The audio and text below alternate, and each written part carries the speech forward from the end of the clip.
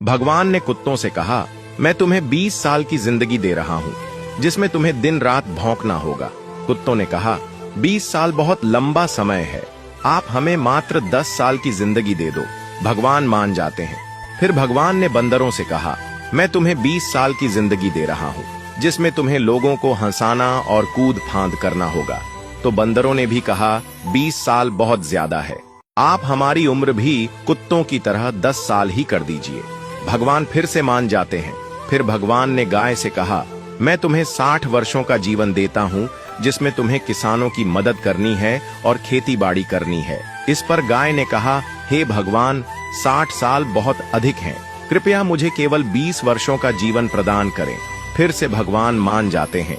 फिर भगवान मनुष्य से कहते हैं, मैं तुम्हें 20 साल का जीवन दे रहा हूँ, जिसमें तुम्हें हंसना है, खेलना है और खूब मस्ती करनी है। इस पर मनुष्य ने कहा, सिर्फ 20 साल?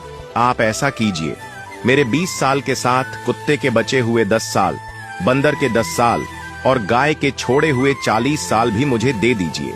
भगवान मान जाते हैं और कहते हैं, जैसी तुम्हारी मर्जी। हम भगवान के दिए 20 साल बहुत मजे से जीते हैं, उसके बाद के 40 साल कड़ी मेहनत और परिश्रम से जीते हैं।